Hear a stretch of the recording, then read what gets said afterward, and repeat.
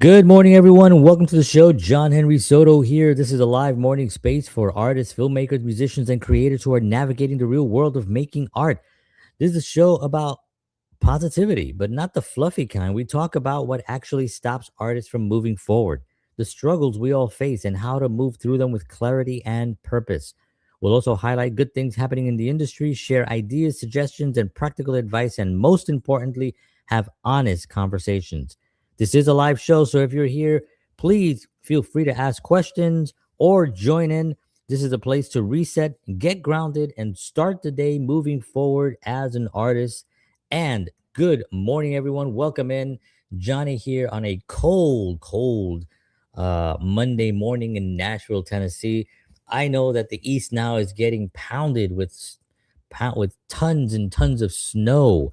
It looks beautiful. I've seen images. I have friends there. That's where I'm from, New York City, and they're being pounded right now. Pretty rough over there. So I wish them all well. We're just cold. Of course, we just had a week where we hit high 70s. So I cannot complain, but the weather here, we're still in winter here in Nashville, Tennessee. So what are you gonna do? You know what I mean? It's still cold. It is February 23rd, 2026, and I just want to say happy birthday to my daughter, my beautiful daughter. She's 15 years old today. God bless you. Thank you so much for making me a dad. Thank you so much for coming into our lives and making us laugh and being so sweet and wonderful. We love you very, very much. Thank you and happy birthday to my daughter. Today, we're going to actually talk about AI, which again, John, again, yes, again. But in this way, I'm going to frame it a little bit this way. Um, One of the things I posted a video a couple of days ago on social different platforms where I kind of said, maybe we should start calling the name AI generated art something different.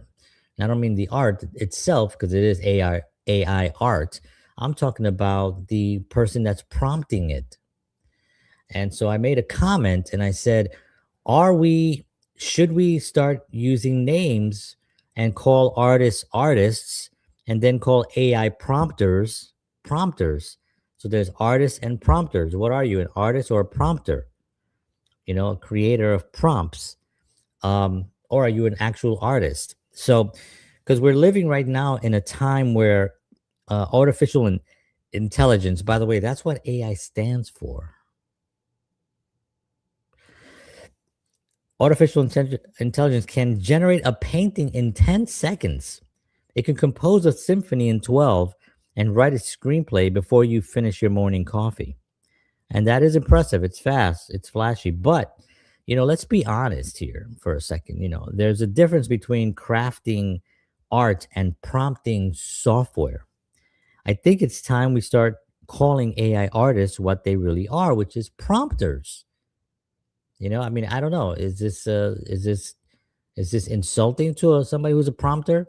Because I use ChatGPT, I use AI, for certain things. I don't use it to make my art. I've never used it to write a song or to create a film. I wrote my own film, or I typed it.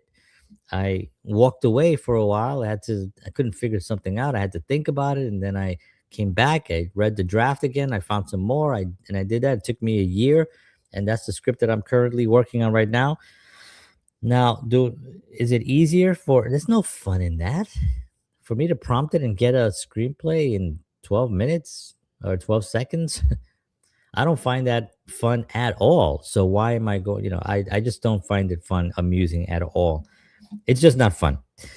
So I think we should start adapting. If anybody has a better title, a better name, AI prompter AI, or AI artist. AI artist sounds like it's been used already, and it adds the word artist to it. So I feel that when you're prompting, like right now, I could do something with just prompts from people that inspire me, musicians. I could say Stevie Ray Vaughan and John Mayer, and all these artists put together and give me a song with this kind of thing. And the writing should be in the vein of this, and this can be that, and give me a song. But there's no real fun, about that. You know what I mean? It's just no fun. So somebody says the feed isn't coming through. I don't know who this is. It doesn't say a name. LinkedIn user. Let me know what that means. That the feed is not coming through because It says I'm live here everywhere. So I apologize if it's not coming through. I don't know why. It tells me right here that everything is a okay. Well, I'll just continue here for those who are listening, and please let me know what exactly is happening if you're out there. I appreciate it. So I think it's time we start calling them prompters, right?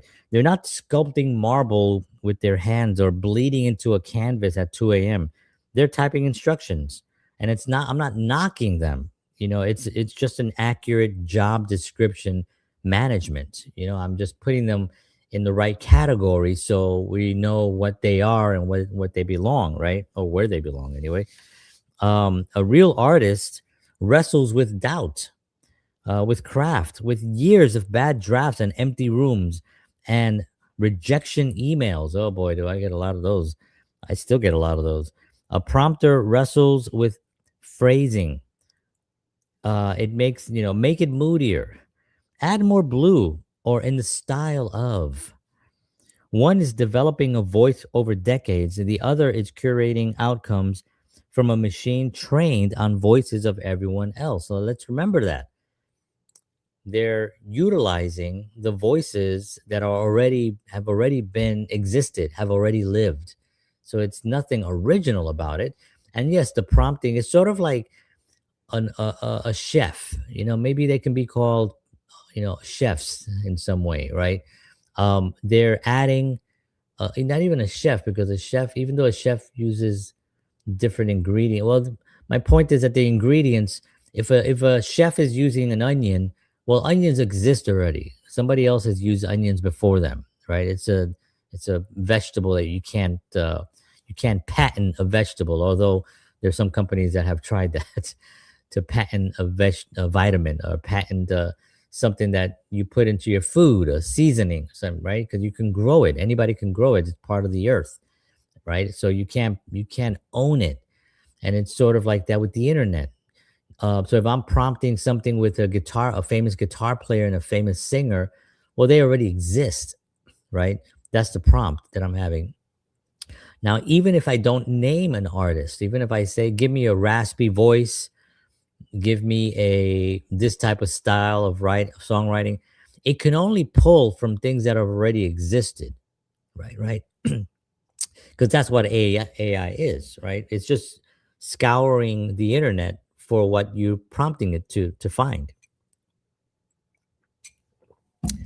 So, we have to make sure that we understand that the voices are belong to artists that have put those in there at some point. They either created I don't know, they're artists. They've been out there. They've promoted themselves. They've spent millions, sometimes over time since the internet was around. It's billions of dollars that have been put into the internet of information and managed, and now AI is draining it literally because it uses a lot of water as well. It's draining it and it's pulling from it whatever data it can find based on your prompts. So that's what it's doing. It's already been there, right? That doesn't make the prompting useless. It can be a creative thing, it can be a strategic thing, it could even be clever, and I've seen some things that are very, very clever, but let's not confuse steering the ship with building it plank by plank in a storm, right?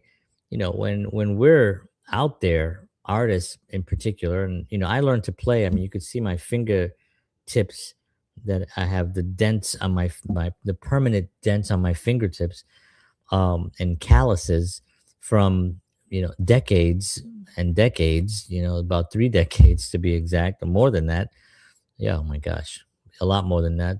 Crazy enough, but of just playing, playing and playing, and those scars, the AI machines have never felt. So it's hard for them to really convey any soul or spirituality into the music or into whatever it's creating because it's never had the battle scars. It's utilizing prompts of things that have already existed. Now, the contrast isn't about fear, it's about respect, right? That's what I want to say. I want to make sure that both sides get respect. I don't want to disrespect a prompter, right? I'm going to start calling them prompter, whether the phrase catches on or not. I don't want to disrespect prompters because a really good prompter can probably create a really great thing at some point, because remember, you continue to prompt, you say, okay, make it like this, make it like that. Okay, now make it like this. Okay, now add this to it. All right, now do this. Okay, take out that thing, but add this now. That's the job of a prompter, right? And nowadays, they're not even typing anymore. Now they're actually verbally speaking into it because that's gotten so good as well. So you literally can just sit there, and it's gonna create a lot of opportunities for people who are unable to type, unable to use their hands, unable. Uh, Anybody can do it now. Anybody can create something, which I think it's a wonderful thing. So if you get somebody who maybe can't is has some type of a disability, but they can still type. Well, they can prompt and make their own stories. They can make their own art. They can make their own music. It's gonna be great for those. They're gonna be prompters. They can become a prompter now. That's a job now. It's an opportunity. And we're gonna need prompters. I'm assuming for stuff. I think artists are gonna be are we're gonna be elevated again to a much higher degree than we were before. I think prompters are going to have their place in the industry, but I think that um, artists are going to be even more revered, as time goes on. Remember, in the old days, for you to see somebody famous, you had to either see them on television being interviewed or watch them in the film that you were watching them, or go see them live in concert, or go to the art gallery and see their work, and maybe you get a chance to meet them. And it was a big deal. With social media, it didn't make it such a big deal anymore. It was sort of oh, there they are. Now you can see their lifestyle. You can see what they had for breakfast. You can see where they live. You can see their families. You can see them on their daily routines. So there's a certain mystique that sort of has been leveled to everyone else, because you can see my morning routine. You could see me make coffee in the mornings sometimes, not exciting stuff, but it's not somebody like Tom Cruise or Denzel Washington's life, although he's not on. Denzel is not. Actually, none of those guys really use social media but like that. But I'm saying there's artists that use it, and they elevate their numbers, and people like them and people follow them. But if you see them in the street, you're like, oh yeah, I follow them on Instagram or on TikTok, and that becomes a little bit different, you know. So artists live that process. When you're an artist, you're living the struggle. you know the blisters, like I showed you, the missed notes, the rewrites, the risk of standing on a stage and owning something that came from your soul. AI doesn't take risks, it calculates possibilities. So maybe the conversation shouldn't be AI versus artists, right? And this is not, we're not doing a competition here of AI versus an artist. We're actually, I'm being very, very serious about this. And again, I'm not saying it to put AI down, because that would be hypocritical of me, because I use it. Now I don't use it to create my art. I use it to do research. I use it to clean up my writing. If I'm writing something and I say, and I know, because my grammar is my grammar is no good, not that good. I put it through there and I have it clean it up. I don't have it change my what I'm the purpose of what I'm writing. I have it write uh, uh, research articles for me, so I can create my own viewpoints on it. So I use it. I use it for fun things, to change my clothes, to add funny costumes if I'm doing a show based on something that I think is pretty funny. I do that. and it's a lot of fun, and it actually helps me with my create. So I'm not knocking AI, because again, that would be really, really hypocritical. What I am saying is that when it's being labeled in the same category as artists, it's sort of going into back in the day, 100 years ago, and going into a record shop. Although there are record shops popping up all over the place again, because records are coming back. As a matter of fact, books are coming back. Barnes and Noble just announced they're opening stores up across the country again, because people are getting tired of this. They want to start living again. Now they're going to document their living like this on social media. Social media is not going away. It's going to be used differently, right? And people are going to start doing things, and AI is going to be part of that. There are going to be people that just live. There are people right now that live their whole lives on the computer, right? They have what do you call, the VR headsets, and they live in worlds that I don't know. They just live in a whole new world. They can make themselves look how they want to look. They can talk the way they want to look. They can dress the way they want to. Just living in these AI worlds, right? These virtual worlds. So, but it would be like going to a record store, right? I kind of went on a tangent there on physical things opening up again, but you go to a what do you call these places? A record shop, like back in the day. Let's say you go back in uh, back in the 80s, right? And you go to Tower Records and you're scouring through records, and you want a blues record. Well, there's a blues section. You go to the blues section and you look for the blues. There's a rock section. There's a jazz section. There's a salsa section. There's a flamingo, whatever. It narrows it down, right? They narrow it down so you can find what it is you're looking for, right? And that's sort of the how I'm actually looking at it, with putting the AI artists in a category so people know what it is that they're getting. So it's not like, okay, I spent a year working, like right now my film that I'm working on, which I'll put it on the screen real quick and give it a quick plug. So this is my film, Not Our Time. It's coming soon. So I'm still doing some rewrites on it. I'm always going to be rewriting on that, but I wrote that, right? AI did not produce it. I wrote it. I came up with it. I created the characters. I gave it language. I had a whole theme behind it. Now, um, what I did not do is use AI to give me suggestions. I had this idea, right? So there's a difference between AI art, any kind of art, whether it's writing, songwriting, film, video, painting, and then a real artist. That difference needs to be identified so people that are paying good money to go to purchase something understand that this was prompted and that this was handmade. Remember in the old days, handmade was like a really good thing. They used the word handmade because handmade meant that a person took the care to create it. It's like a guitar. A guitar could be manufactured in a factory and they just crank out 1,000 of those guitars per hour, or it can be handcrafted. And the guitar player makes maybe 12 to 15 guitars per year, sells them for high end. Why? Because they're handmade. They've taken their time to actually find the corners, to make sure it's smooth, to make sure it sounds perfect, as clear as it possibly sounds. And that is worth a lot more than someone who just prompted or started the machine and started cranking out Chinese made guitars, and that's what happens. So this is why I wanted to talk about this today, was because I'm not necessarily knocking AI in food from scratch. There you go. Hook is in the house. Thank you very much for the love. I appreciate you always.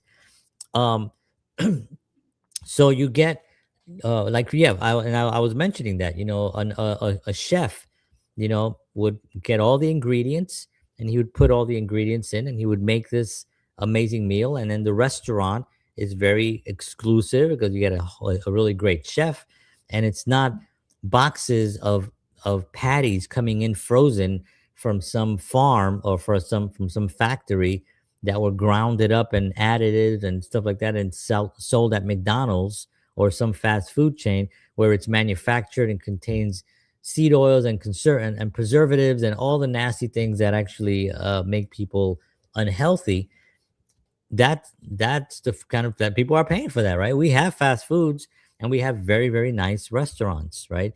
When you go to a nice restaurant, you don't get sick, or at least you don't get as sick. You don't but you pay a lot more.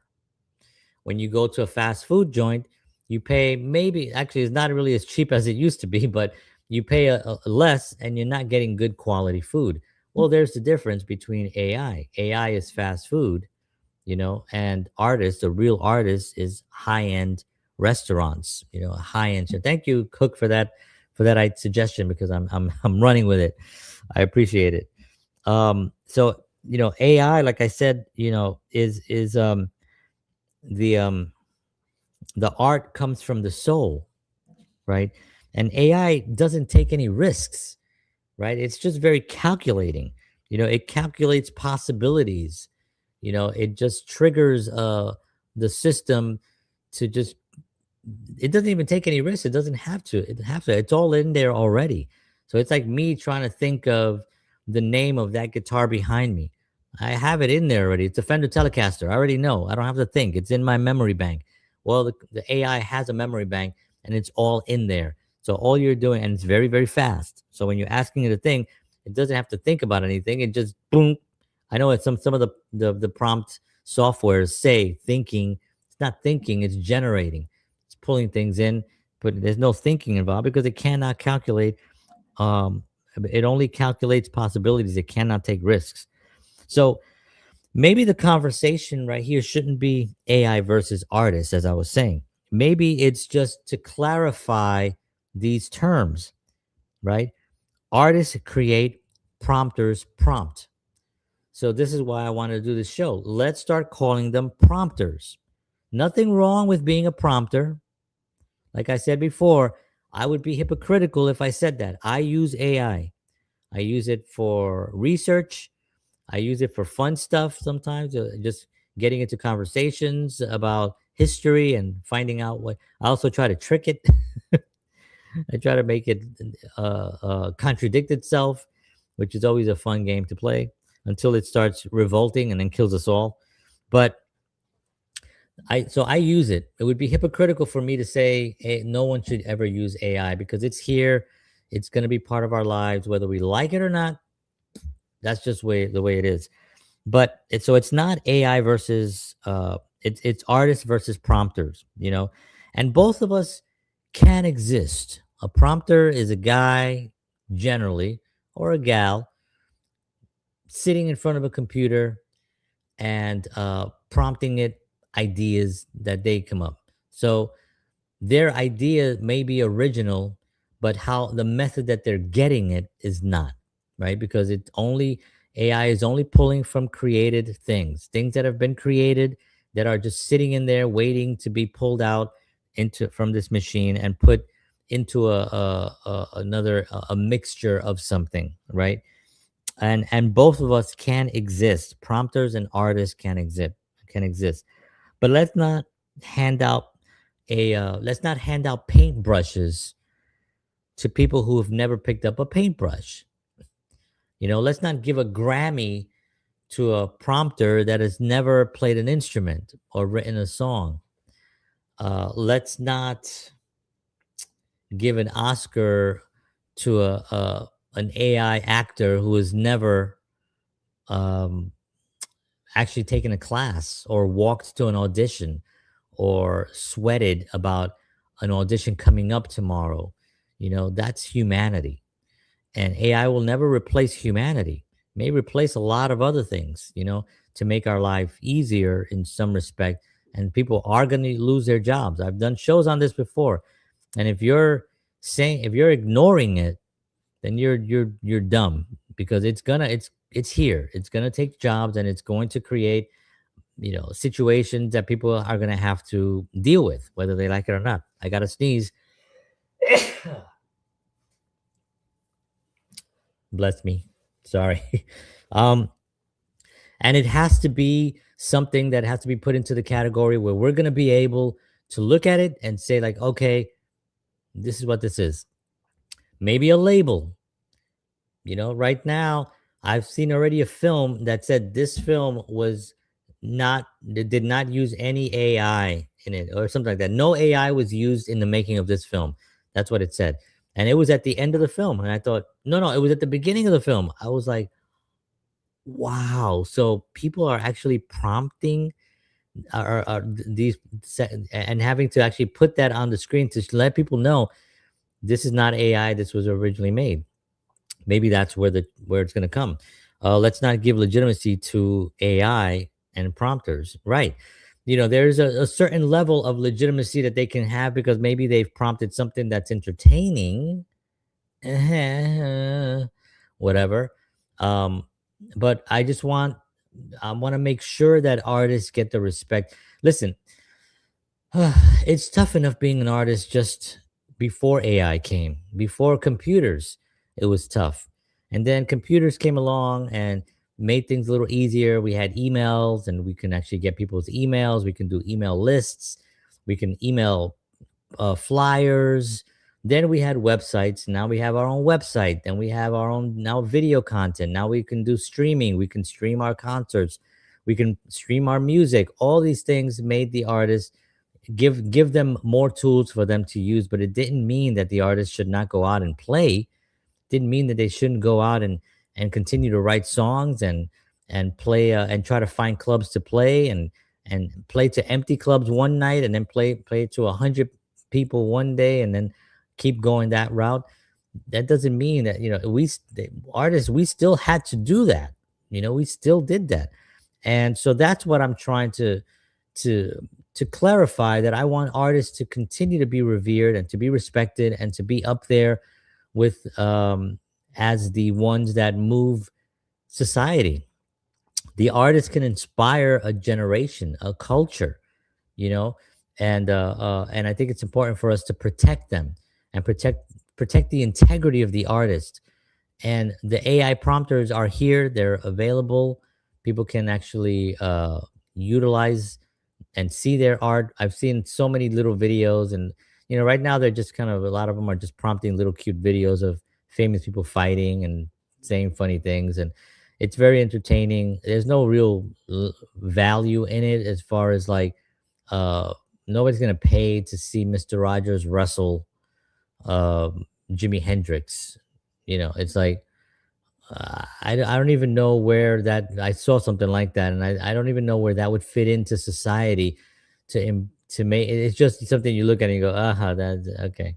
And then you move on. There's really not that much value to it, that when you're listening to a song that somebody made, or when you're watching someone perform live and you're like, whoa, they are good. This is amazing, because they put the hours in, they put their 10,000 hours in, and they've crafted something beautiful, right? All right, friends. Well, there you have it. There's the conversation for the day. I want to make sure that uh, res-